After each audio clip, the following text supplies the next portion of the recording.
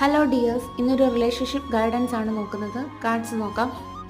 6 of pentacles, 4 of cups, bottom energy 4 of wands ആണ്.